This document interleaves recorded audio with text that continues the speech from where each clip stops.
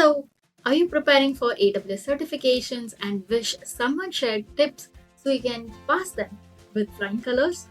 Then this video is definitely for you. I've been with AWS for the last 9 years and have done multiple certifications, some even twice or thrice. So last week, I shared my study plan for recertifying the AWS SA Professional Certification. You can find the link somewhere here. And I got some more requests about sharing my tips for passing the AWS certifications and more. Hi, I'm Rohini Gaonkar. Welcome back to my channel. If you are new, thank you for stopping by. I release one video every week in this ongoing This Week I Learned series where I talk about tech, tips, and tricks. I always provide subtitles and chapters so you can skip or watch these videos in 2x speed. First things first, AWS has different levels of certifications. So depending on where you are in your career journey and how experienced you are with AWS or in the tech in general, you would choose that certification. If you want to directly do the professional certification, you can do that. If you want to go ahead and directly do the specialty certification, you can do that as well. You don't need to have cloud practitioner or the associate certifications to be able to give your professional or your specialty certification. So I did want to clarify that because I did get a lot of questions around this. And definitely, let's get started with my top 15 AWS certification tips. The first, I actually prefer giving the exam in person rather than giving online exams. During the pandemic, AWS actually went and created a virtual platform for us to give these exams from home. But honestly, for the experience itself, I find it a little cumbersome to give these exams from home. You have to follow a lot of protocols. Someone should not be in the room. You should not have a phone near you, or you should not have a laptop near you. It's a lot of different things that you have to be worried about. It's easier, just sign up for a specialty testing center near you. There are lots across the world, so you can find the nearest one for you and just go there, sit down for 3 hours or 2 hours, whatever the exam duration, and just give the exam. That is much easier than doing it virtually. The second is almost all of these certifications have approximately 2 minutes per question. Now you might think 2 minutes per question is something that is very easy to do, but sometimes these questions are very long and sometimes even the answers are longer.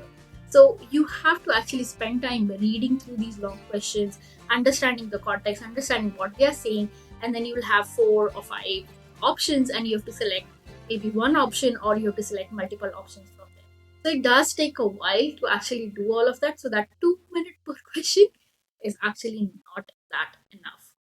The third is there is no negative marking, right? So you have to try and answer all these questions.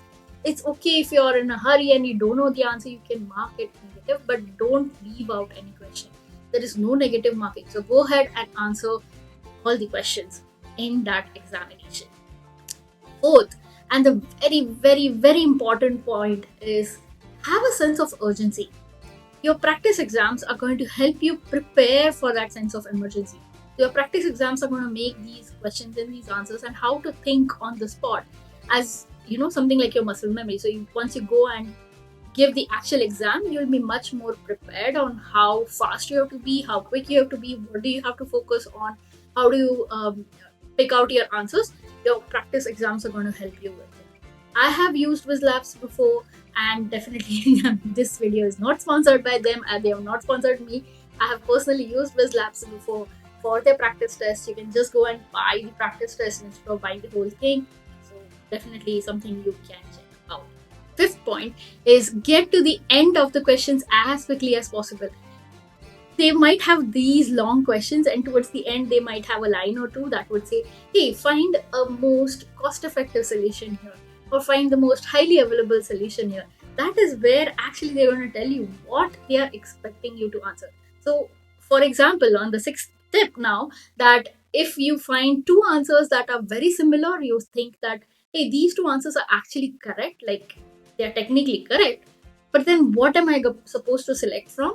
You have to go back to the end of the question and read it again and understand, hey, they're asking for this particular feature, and then you can go ahead and select that. Now, I told you that it's like 2 minutes per question. So if you're looking at a question, you read through it, and you don't have an answer within a minute. Like within a minute, you don't know if you know this, if you don't know this. Come on, we all have that instinct, and those practice exams are going to help you build that instinct. What I would suggest is select the answer that you feel that is closest to the answer that could possibly. Out of the 4 or 5, select one answer, and then there will be an option for you to mark for review. Just click on that mark for review and move on to the next question.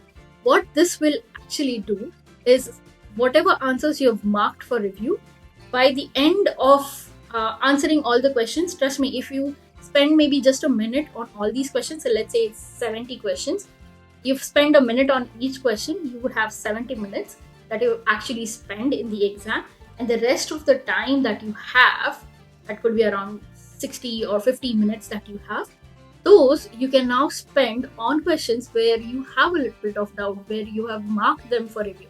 So always remember that there is an option. You have to go and mark these questions for review, and you can save some time by the end, and you can come back. Trust me, even the essay pros and DevOps pros, I remember I had more than 1 hour or so left, so that I can go back and check all my answers. I can go back and think over the answers that I was a little bit doubtful about. So it does help, and this is a guaranteed way for you to get through all those questions. Also, by the time you have finished answering all the questions, by the time you have gone through one round of answering all these questions, sometimes it happens that the questions are going to give you answers for some previous question where you were stuck on, or the questions are going to trigger some memory of yours, and you're like, hey, yes, I had read this in this document and I know this answer, so let me go back and answer that. So that's how you're going to use the market review and going through all the questions for you. Of course, use process of elimination. You're going to have so many answers that are going to look super similar, or some answers are going to be way out of the way. They are going to be like red flags. Like you're reading this answer, and by the time you read maybe the 4th word in that answer, you're like, this doesn't happen, or this is not technically feasible. Just let it go. It's a red flag. Just let it go. Eliminate this from the thought process. Move on to your next. So if out of 4 you've eliminated that, hey, these 2 are the wrong answers, or these 2 are red flags, you now only have to select correct answer from these 2 left ones, right? So that is how you're going to use process of elimination. Now, in the professional exams that AWS have, all these specialty ones, answers could actually be very close to each other. So difference could actually be a word or 2.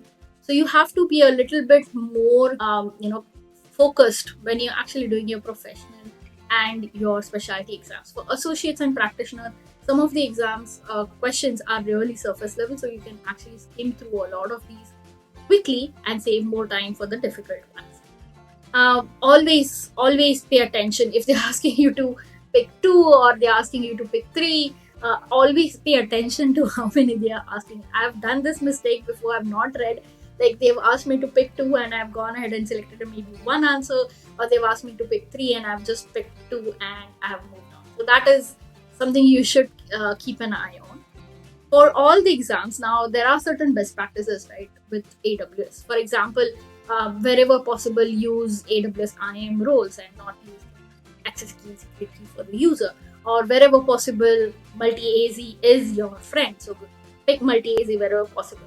Now, for the professional specialty ones, it may happen that multi-AZ may not always be the right answer, because they're not always looking for high availability. They might be looking for cost savings, or they might be looking for performance or something like that, which may not be suitable for multi-AZ or high availability. So keep an eye on those. But yeah, for the professional ones, it gets a bit difficult. But for the associates and practitioners, it should be okay. The next is always prefer automation over manual intervention. If any of the answers says, oh, go here, click here, download this, sort this out, manually upload it, it's a wrong answer. Just eliminate this answer. Wherever possible, choose automation, right? And definitely, most of the times, some of the answers will be like, for this is the scenario, do nothing, or this is just taken care by the service by default. If it was that easy. I don't think it would have made it to the question bank. So definitely, try to eliminate such answers beforehand. And of course, last but not the least, if you pass a certification, an AWS certification, you get a 50% discount voucher for your next certification.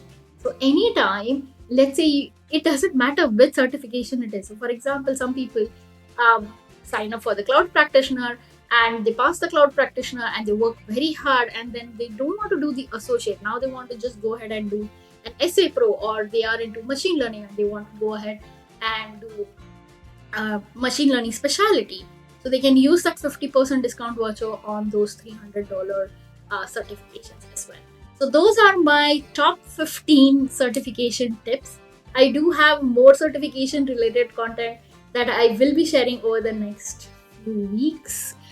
So definitely I would appreciate if you subscribe to the channel and let me know in the comment section if you have any tips and you want to share your tips.